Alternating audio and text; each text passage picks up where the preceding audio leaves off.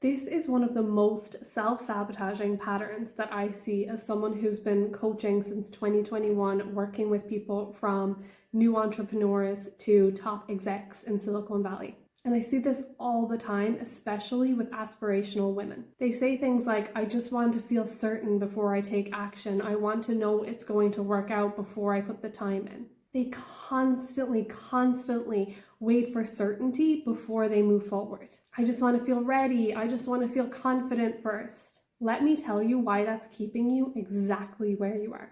When I was 15 and I was dealing with depression every day, the only way that I could make progress was to act myself into feeling better, not feel myself into acting better, taking better action. And I didn't have any plan or any training. I took out a piece of paper and I drew a line down the middle. On the left, I wrote negative, and on the right, I wrote positive. And I wrote a list on each side.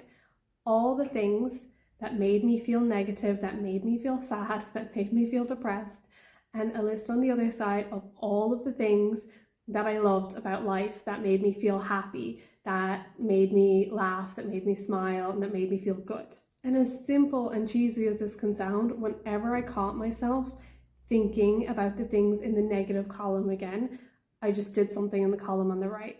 If I had waited until I knew it was going to work, I would still be depressed. But when we get older, we become so afraid to be seen to be making a mistake. Even though most of the things that we're worried about that we might fail at, no one will ever see anyway. You have to take action despite the discomfort, and your subconscious will catch up along the way. Now, those of you who are new to personal development work and haven't spent years studying how the subconscious works, you actually have a great opportunity here, because you can shortcut years of struggle. Even if you don't feel ready right now, you can still take action, and that will slowly start to reprogram your subconscious identity. You are waiting for the feeling that only comes after you've done something.